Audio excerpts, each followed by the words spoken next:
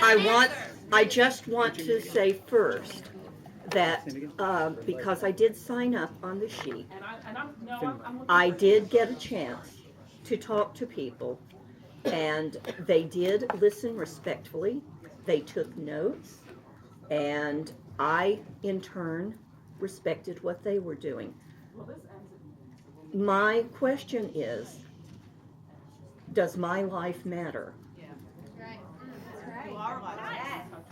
And I'm here largely for Planned Parenthood, but I'm also here for democracy.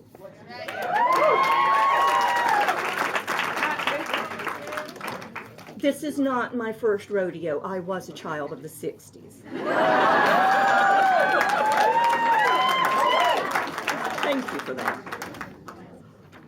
And I just want to say that one thing we must remember is that we have to de-escalate the tensions. There are people who want to drive a wedge between us with a sledgehammer. We must de-escalate the tension. We must, it's frustrating. It's frustrating as all get out. I understand that. I'm frustrated. And I'm angry. In fact, my entire family has unfriended me from Facebook.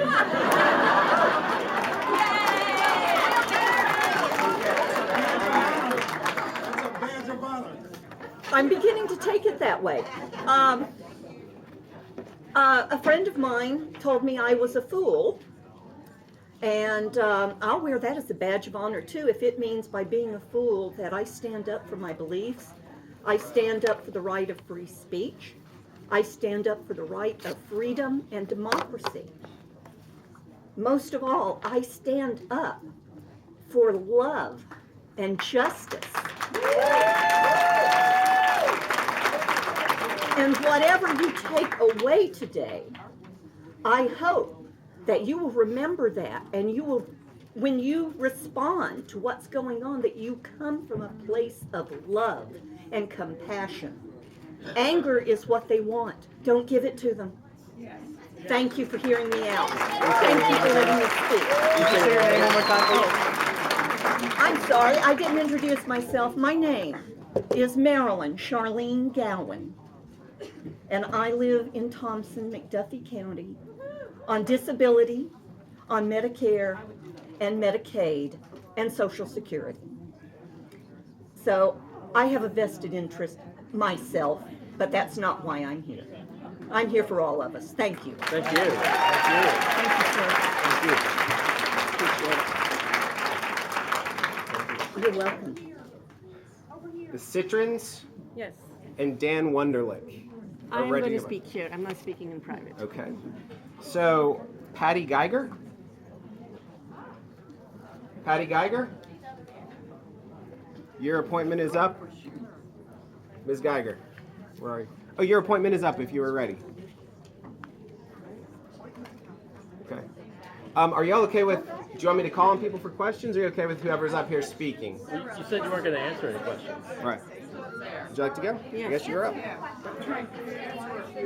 Good morning. My name is Alka Citrin, and I'm an educator from Atlanta.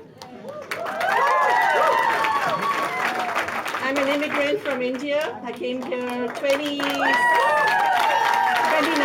ago. Married an American, not a terrorist. In fact, I have very strong alliances with the U.S. Anyway, I wanted to originally start this off with a thank you to Senator Isakson and his representatives, but they're not taking questions, so I don't have to extend those thanks to them. My question to them, which I don't want to discuss with them in private, but in this forum is, I think, more appropriate, is that over 90% of the U.S. population supports sensible gun control laws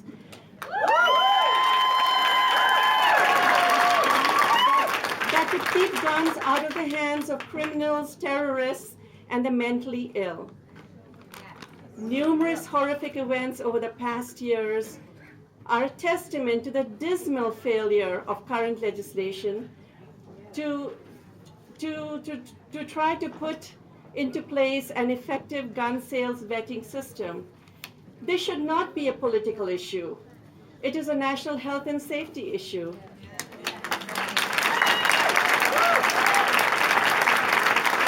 This is of particular concern to me as a mother, educator, and female citizen of this state and this great country. So my question for Senator Isakson was, what is the senator doing and plans to do to address this problem that is so prevalent across the country so that guns don't get sold to criminals and the mentally ill? I'd really like an answer to that question.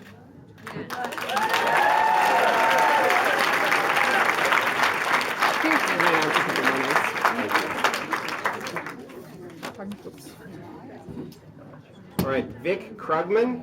Oh, that's you. Vic Krugman, your appointment is ready. Graciela Dawes. Krugman. Rachel Lockman. And Lori Carter. I'll take 5 people with If me. you are ready to go back. 5 people who want to go back, I'll go Would have been back. nice if you would have said this.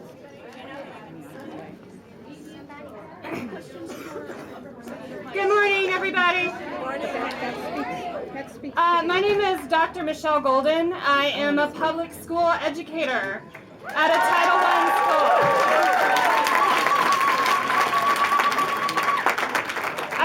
I teach at a Title I school that's almost entirely Black and Latino student population. And my concern is that despite the phone calls, the voicemails, the protests, the Facebook messages, the emails, Johnny Isakson not only passed Betsy DeVos through committee, but also voted yes on her when the vote went to the Senate.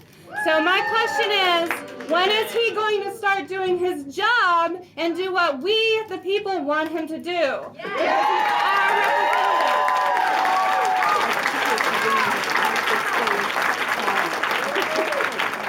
As community members, as parents, and as educators, we have to keep the pressure up on our local politicians so that people such as Jody Heiss, who recently put through a bill to abolish the Department of Education,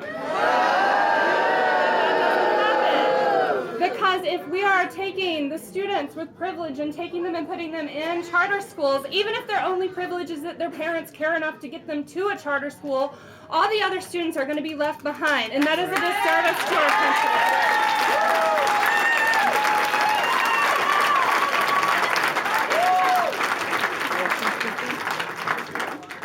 Hello, my name is Sue, and I am also an educator.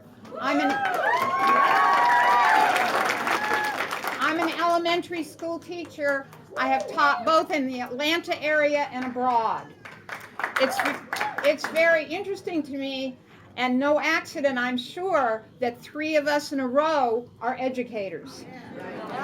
We understand the importance of our children and their proper education, and that, as we all know, is not happening right now. Our children are getting cheated. I heard the superintendent of the Atlanta City Schools the other night speak about the schools as the essence of our democracy. And we cannot give that up. You're right. I'm a teacher too. I too had the question, how could these folks possibly have voted for Betsy DeVos?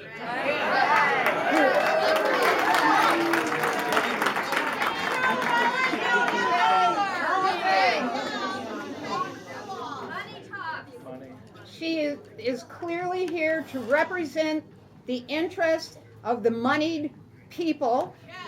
And not only that, but she's going to use, in my opinion, privatization and public schools to make things even worse for our children.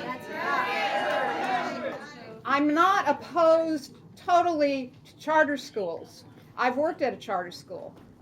I am opposed to privatizing education.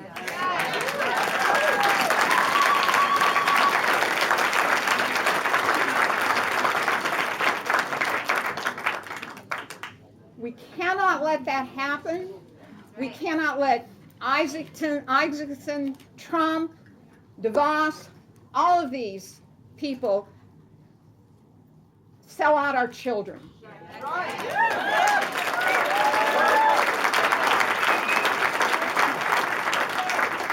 I could have spoken about many topics, but I decided to speak about this one, and I will stop now. But I want to know, before I leave, what these so-called representatives are going to do.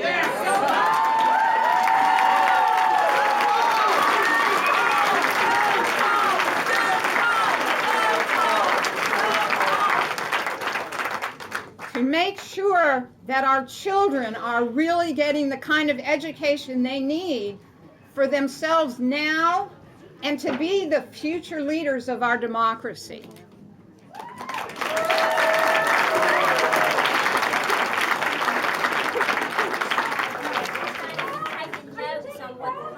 No. Okay, I'm here because I have been a federal employee for over 30 years. I was a federal employee for over 30 years, so I know the executive branch. I was actually a secretary and office manager, and I had to deal in all aspects. And so I'm bringing a perspective that I know what's happening in Washington, at least a little bit. And I'm very worried about the way that Donald Trump is pushing through such extreme candidates. Because I worked at the EPA, my big issue has always been the environment. And the person that he has chosen wants to destroy the EPA. And I'm telling you right now, I was here, I've lived through all of the 60s with all of the protests, the Nixon years, the devastation that America felt when our president had to resign. The Reagan years, maybe you guys don't remember the Iran-Contra and all the scandals. Reagan had plenty of scandals in his administration. Then we went into the 90s with Clinton and the impeachment. So I've seen a lot of political protests over the years. This is the first time, even during the Bush administration, I mean, that was just an atrocious time.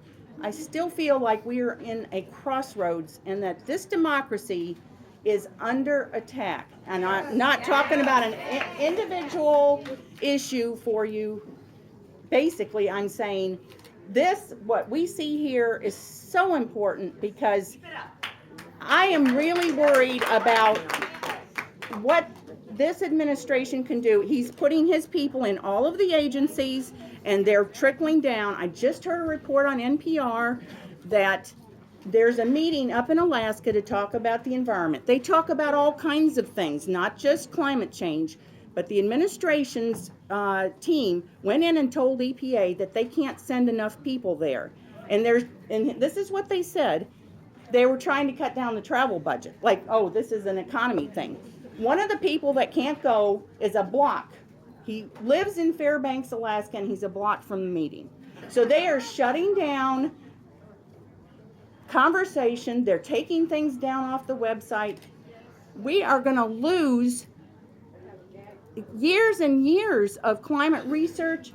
Climate scientists are going to be silenced. It's atrocious. So I agree with the people who are talking about education. My daughter's a teacher. I know quite a bit about education because of that, but it wasn't why I'm here. I wanted to be here to make sure that everybody realizes and keeps up this that we have right here.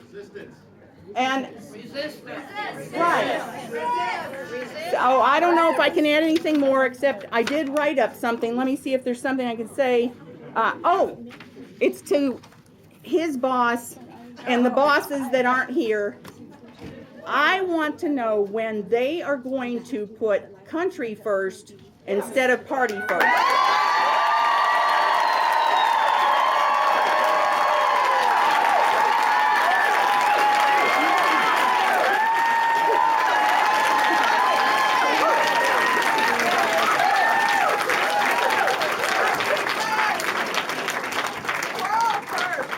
Hello? Can everybody hear me? All right. I'm Lisa Walters. I came here from Decatur, and I'm here to speak specifically about H.R. 586, the Sanctity of Human Life Act. So, Josh, please get your pen ready. All right.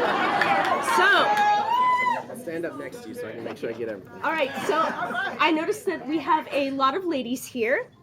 According to the March of Dimes, 1 in 5 women who know that they are pregnant will experience a miscarriage.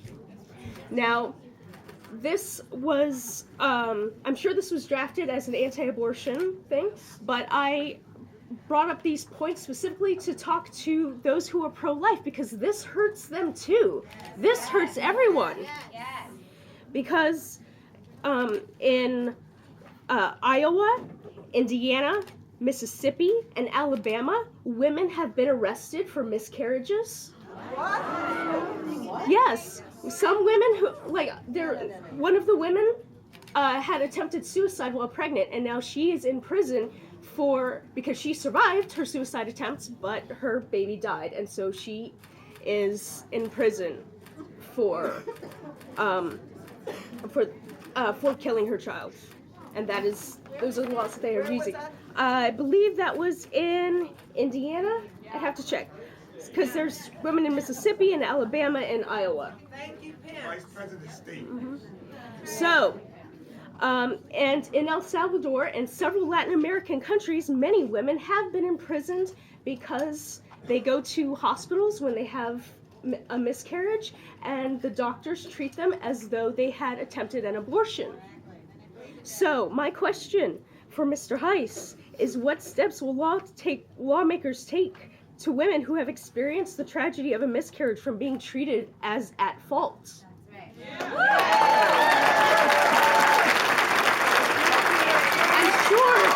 I'm sure that many women and many men can imagine what it would be like to be there in a hospital and then have a doctor or a police officer ask you questions. Did you intend this? Did you know you were pregnant? Did you plan this pregnancy? What did you eat? What did you do? What medications did you take? Can you imagine answering those questions after losing a child that you wished for? Additionally, in Latin America, doctors will refuse to treat a pregnant woman for things like epilepsy, cancer, hypertension, and lupus to avoid prosecution for endangering a baby. What steps would lawmakers take to prevent this from happening here? Also, how will this law affect women who experience an ectopic pregnancy? Because that is an embryo, but in Latin America, doctors will wait until the fetus dies or wait until the fallopian tube ruptures. That is an emergency. Also, is Representative Heiss aware that this bill would end in vitro fertilization? There are lots of couples in this country who have a dream of having a baby, but that creates that in order to do that, they have to create multiple embryos. Only some of those embryos will be implanted, will be used, and they might implant. What happens to the embryos that aren't chosen? Whose responsibility is that going to be? And I even found out who all of the co-sponsors to this bill are. So many of them have wives and children. So many of them have grandchildren. One of them, Representative Trent Franks, on his bio, on his congressional website, talks about how he and his wife struggled with fertility issues for 20 years, and thanks to an egg donor and a surrogate, they now have fraternal twins. Doesn't this mean that they would have used IVF? Don't they understand the struggle that women have gone through? So, those are my points. Whether or not you are pro-life or pro-choice, please understand that this bill hurts everybody.